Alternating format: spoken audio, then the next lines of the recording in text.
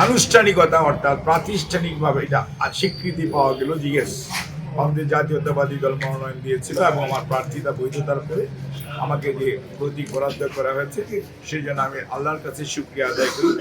কি বলছি আর বাস্তবতা কি এটা বিবেচনার বিষয়। আপনারা নমিনেশন পেপার স্ক্রুটিনির দিন উপস্থিত ছিলেন, আমিও ছিলাম এবং আপনাদের মধ্যে অনেকেই এখানে উপস্থিত ছিলেন যারা ওই দিন উপস্থিত। ওই দিন আপনারা খেয়াল করেছেন যে প্রশাসন অথবা রিটার্নিং অফিসার এবং ওনার সহকর্মীরা অত্যন্ত নিয়ম সুশৃঙ্খল ভাবে যেভাবে স্ক্রুটিনি করা প্রয়োজন স্ক্রুটিনি করেছে এবং যে ধরনের আমার বিরুদ্ধেও ওই সময় যাদের আপত্তি করার কথা তারা কোনো কথা বলে না, আর বিনার কথা বলার কথা না এবং ওই সময় তার কোনো সুযোগও ছিল কথা বলেছে এবং রিটার্নিং অফিসার সুযোগ দিয়েছে এবং উনি ওনার বক্তব্য রেখেছেন। তার পরবর্তীতে রিটার্নিং অফিসার ওনার মতামত ব্যক্ত করেছে। কাজে এখানে কোনো অবস্থাতেই আমি মনে করি না যে কোনো ব্যক্তি প্রতি অথবা কোনো দলের প্রতি কারো কোনো পক্ষপাতিত্ব আছে বলে আমি বিশ্বাস করি।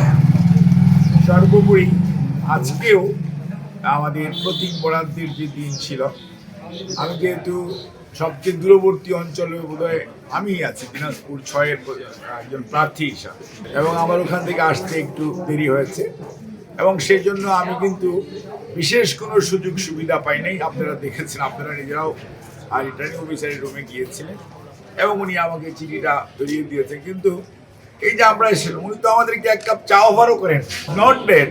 উনি আমাকে বসিয়ে এক কাপ চা বিস্কিট খেতে দিয়েছেন। অর্থাৎ উনি ওনার যে সরকারি দায়িত্ব, নির্বাচন কমিশন কর্তৃক ন্যস্ত দায়িত্ব, ওটি উনি পালন করেছেন। কাজে আমি যদি বলতে চাই, মাঠে ময়দানে কোথাও আমরা আপনার এখন পর্যন্ত দেখি নাই যে কোনো ব্যক্তি প্রশাসনের বা নির্বাচন কমিশনের পক্ষ থেকে আমাদেরকে সাথে দেখা হয়েছে অথবা বিশেষ কোনো সুযোগ সুবিধা দিয়ে বরঞ্চ আরো কারোর সাথে কথা বলা বা জনসংযোগ বা দেখা করতে গেলে তখন আমাদেরকে বরঞ্চ সতর্ক করা হয়েছে, ভার্বালি করা হয়েছে, লিখিতভাবে করা হয়েছে। আমাদেরকে সর্বং প্রচলিত আইন মেনেই আমাদেরকে সেগুলোর প্রতি উত্তর দিতে হয়েছে, আমার ব্যক্তিগতভাবে অথবা আমার আইনজীবীর মাধ্যমে। কাজে এখানে কোনো অবস্থাতেই পক্ষপাতিত্বের কোনো বিষয় নেই। আর যেহেতু আজকে প্রতীক বরাদ্দ হয়েছে, আলহামদুলিল্লাহ আমি সর্বপ্রথম কৃতজ্ঞতা জানাই বাংলাদেশ জাতীয়তাবাদী দলের প্রতি যে তারা দল আমাকে মনোনয়ন দিয়েছিল। আজকে সত্যিকার অর্থে রিটার্নিং অফিসারের কাছ থেকে প্রতীক বরাদ্দের মাধ্যমে এটা আনুষ্ঠানিকতা অর্থাৎ প্রাতিষ্ঠানিকভাবে এটা স্বীকৃতি পাওয়া গেল। জিএস আমাদের জাতীয়তাবাদী দল মনোনয়ন দিয়েছিল এবং আমার প্রার্থিতা বৈধতার পরে আমাকে যে প্রতীক বরাদ্দ করা হয়েছে সেই জন্য আমি আল্লাহর কাছে শুকরিয়া আদায় করি এবং দলের প্রতি আমি কৃতজ্ঞ। বিশেষ করে আমাদের আজকে স্মরণ করতে হয় আমাদের দলের প্রতিষ্ঠাতা শহীদ রাষ্ট্রপতি জিয়াউর রহমান বীর উত্তমকে এবং আমাদের দলের সদ্য প্রয়াত চেয়ারম্যান দেশনেত্রী বেগম খালেদা জিয়াকে আর আমাদের দলের বর্তমান চেয়ারম্যান জনাব তারেক রহমান। কড়াইল বস্তিতে আপনি খেয়াল করবেন যে ঢাকার এই কড়াইল বস্তিতে প্রায়শই আগুন লেগে একদম মানুষ নিঃস্ব হয়ে এবং এই কড়াইল বস্তিতে আগুন লেগেছে কিন্তু এই গতকাল কিংবা পরশু দিন না, এই আগুনটা লেগেছে বেশ কয়েকদিন আগে এবং আগুন লাগার পর কিছু পরিবার একদম নিঃস্ব হয়ে গেছে।